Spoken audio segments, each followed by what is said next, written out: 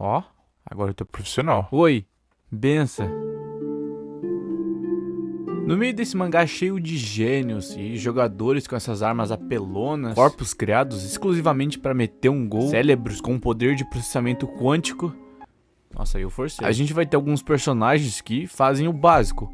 O arroz com feijão bem feito, troca de passe, criação de jogada, a habilidade pra atacar e defender, capacidade pra encantar as repórteres. Quer namorar comigo? São eles o Hell com o seu equilíbrio de status perfeito, o Corona com aquela velocidade e posicionamento que torna o cara o melhor aliado pra você ter no meio de campo.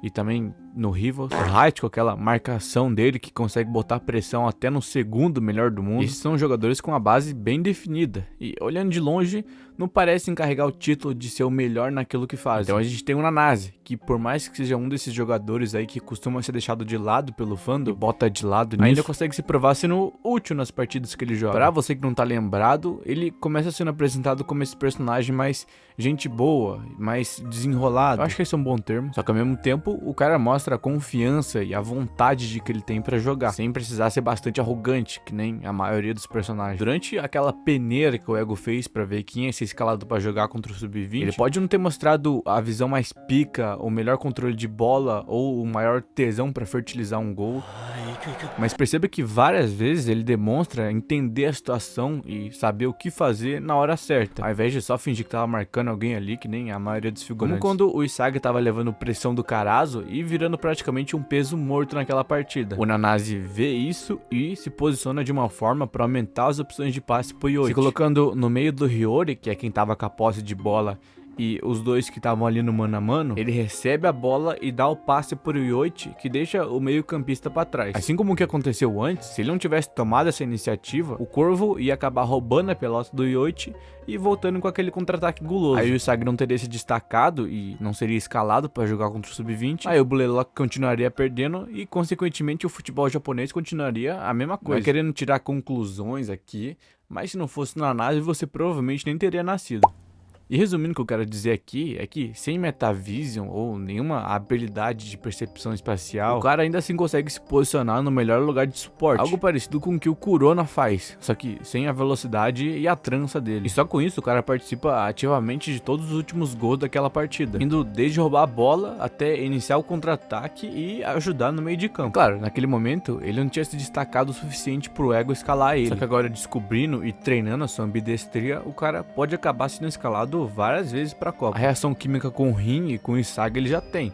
Então era só botar o Kurona pra trocar os passes curtos ali e o Hiyori pra mandar aqueles balão. Essa é com certeza uma das opções de ataque que existe. Mas é engraçado como esse personagem que não segue a mentalidade do Ego de sempre querer ser o protagonista e marcar os gols mais fodão da partida, ainda tá vivo aí fazendo sucesso com a mulherada. Ele pode não ser um dos top 5, até porque quem chega lá não é normal da cabeça não. Mas se você for ver, até os caras que tinham armas absurdas, que nem o Hiragi com aquele domínio parecendo o do Nagi, ou o Tokimitsu com aquele corpo sobre-humano, acabaram sendo eliminados. Enquanto isso, o personagem que focou em virar um personagem importante de apoio e focou só na sua ambidestria ali, acabou sobrevivendo. Inclusive, esse seria o motivo dele ter passado na frente do Nagi. Enquanto quem lê o mangá pelo TikTok pode achar que esse tipo de jogada é muito mais da hora do que uma simples toca de passe ali, ou um bom posicionamento, mas eu como treinador, iria preferir 1000 vezes botar um jogador que é consistente e sempre se mantém no mesmo nível ali em campo, ajuda nas jogadas e bota pressão no inimigo, do que um jogador que aleatoriamente a 4 jogos faz um gol milagroso, enquanto que no resto da partida serve só para ter a bola roubada e melar totalmente o contra-ataque. Como os valores finais estão mostrando aí, eu acho que os donos de clube pensam a mesma coisa.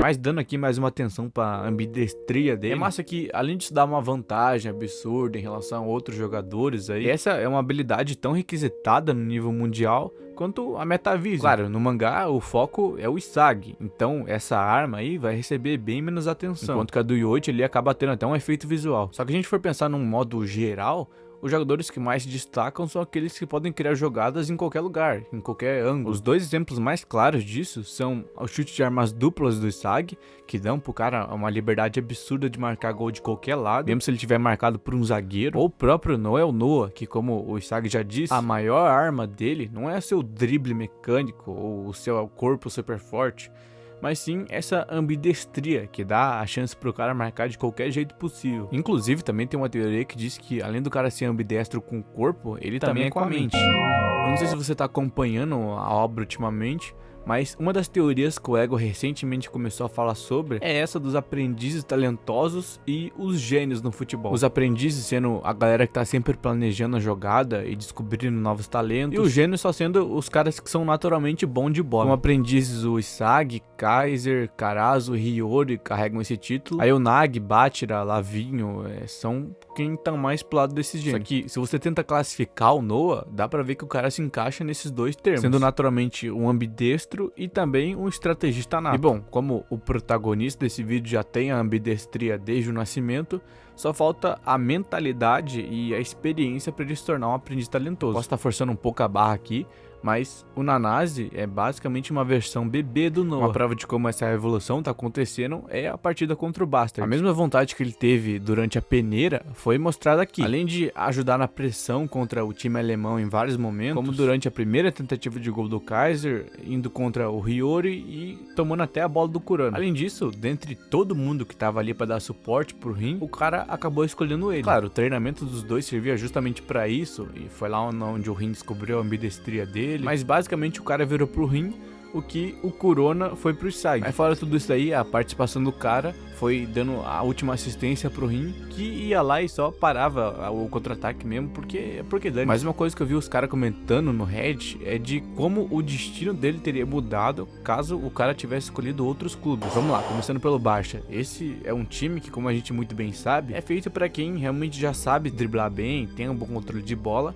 e só quer melhorar nisso, aprimorar suas fintas. Porque de resto, quem não tinha uma arma feita para isso, ou era inferior ao Bashira e ao Otoya no drible, acabou rodando. Em resumo, para sobreviver nesse clube, você tinha que ou superar o Bashira ou o Otoya no drible, que não é muito fácil, ou dois, achar um jeito diferente de participar das jogadas e meter o próprio gol. Alguns dos caras que eu acredito que poderiam ter estado bem aqui é o Yukimiya, que eu acho que eu não preciso explicar muito o motivo, tipo, se não fosse o Bashir, ele seria o melhor driblador do Blue Lock. O Kurona, graças à sua agilidade e o seu bom posicionamento, ele poderia sair trocando passe ali quando precisasse e talvez até tentar driblar, já que, como a galera muito bem sabe, a altura não é muito um impedimento para isso. O Hiyori, sendo pelo mesmo motivo, só que talvez até um pouco melhor. E por fim o Zantetsu, graças àquela explosão dele.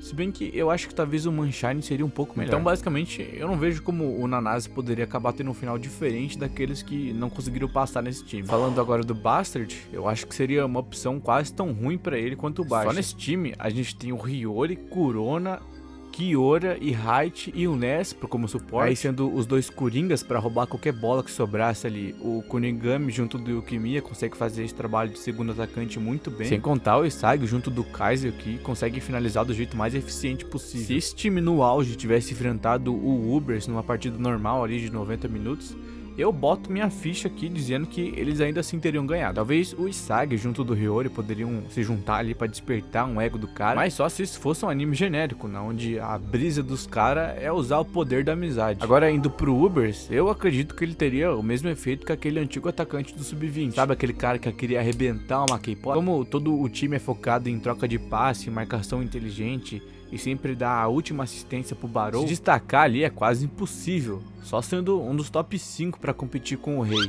O que, pensando agora, seria da hora de se ver. Imagina o Ubers tendo como dois atacantes principais o Shidou junto do Barou. Certeza que ia fazer mais estrago que o PSG. Aqui o Nanase teria menos peso no time do que no PSG, já que ele não estaria com Rin e consequentemente não teria descoberto a sua ambidestria. E finalmente o Manshine, que você até poderia pensar que é um lugar bom, já que o Chris com certeza iria descobrir esse dom dele. Quer dizer, tanto o Hell quanto o Shigiri alcançaram o seu auge físico graças ao cara. Mas de novo, ele ia entrar naquele lance de acabar não se destacando no time. Como lá o pessoal é bem mais estável mentalmente, eles só usam uma formação. E o Ag junto do Hell já fazem o papel de suporte muito bem. O que é diferente no PSG, onde os caras têm duas formações que mudam aleatoriamente no jogo. E bom, não é querendo pagar de profeta, nem nada, mas se você tá acompanhando o canal, deve lembrar que alguns vídeos atrás eu mencionei que esse cara tava recebendo muita atenção pra ser descartado ali na Liga Não Egoísta também. O cara tem até uma capa com a imagem dele ali. Não faria sentido ele ser descartado. E bom, tá aí o meu tributo pro personagem. Eu acho que eu vou fazer mais vídeos nesse tipo, até porque é bem fácil falar do personagem que eu gosto. A informação vem fresquinha aqui e eu só preciso organizar no roteiro. Eu espero que você tenha soltado algum ha que seja. Eu acho que é pra isso que eu tô aqui. Deixa o like, comenta sugestão de vídeo, assina um membro. E tchau. Benção.